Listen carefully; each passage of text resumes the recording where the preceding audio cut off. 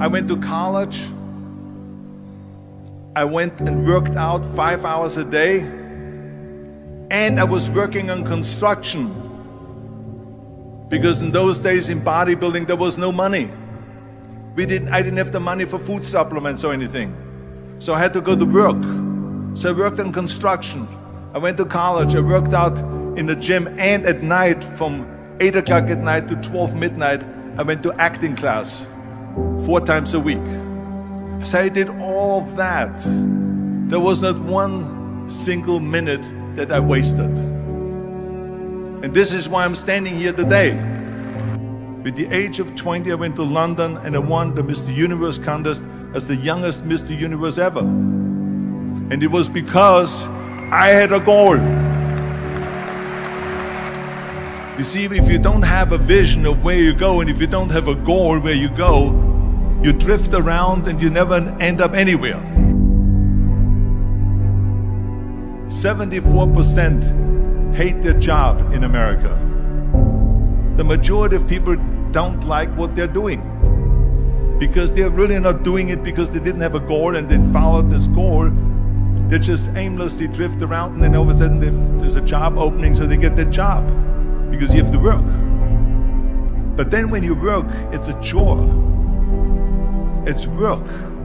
It's not fun. So if you think about, only a quarter of the people really enjoy what they're doing in life. So people always ask me, when they saw me in the gym in the pumping iron days, they say, why is it that you're working out so hard? 5 hours a day, 6 hours a day, and you have always a smile on your face. The others are working out just as hard as you do, and they look sour in the face. Why is that?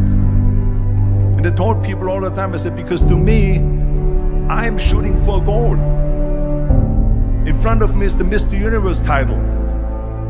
So every rep that I do gets me closer to accomplishing that goal, to make this goal, this vision, turn into reality. Every single set that I do, every repetition, every weight that I lift will get me a step closer to turn this goal into reality. So I couldn't wait to do another 500-pound squat. I couldn't wait to do another 500-pound bench press. I couldn't wait to do another 2,000 reps of sit-ups. I couldn't wait for the next exercise.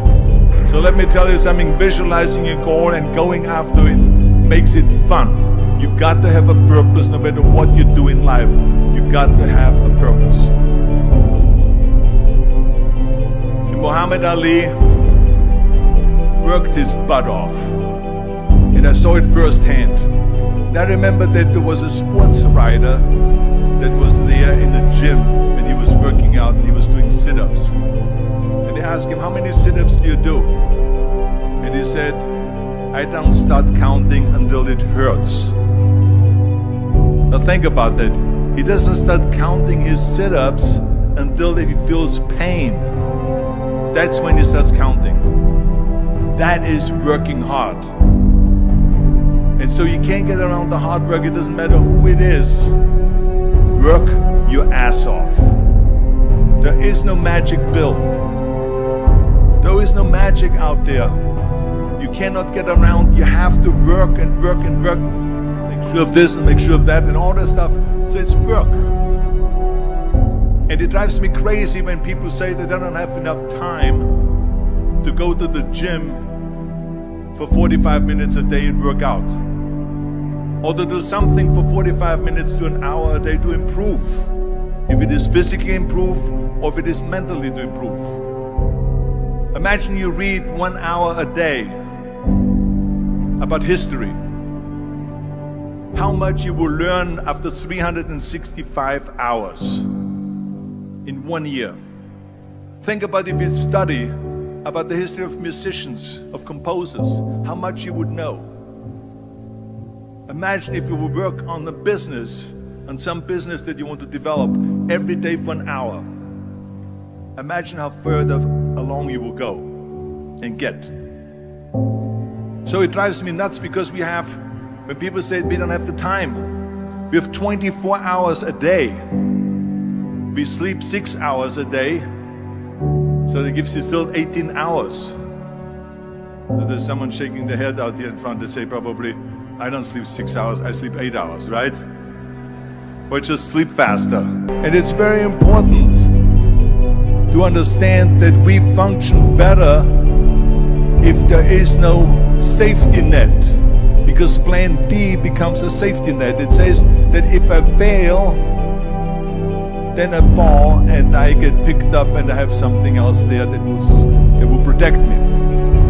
And that's not good, because people perform better when there's no safety net. People perform better in sports and everything else if you don't have a plan B. I'm telling you, I've never ever had a plan B. I say I made a full commitment that I'm gonna go and be a bodybuilding champion. I made a full commitment that I'm gonna be in America. I made a full commitment that I'm gonna get in the show business and I'm going to be a leading man. No matter what it takes, I will do the work. I will do the work over and over and over until I get it. We all fail. It's okay.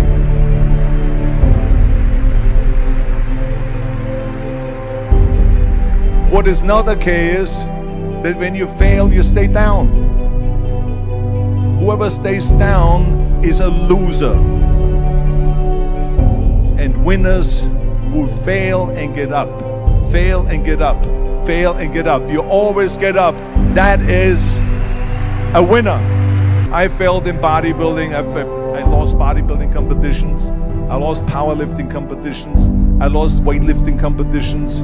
Hey, we all lose. We all have losses. This is okay. And this is why I say don't be worried about losing, because when you're afraid of losing, then you get frozen. You get stiff. You're not relaxed.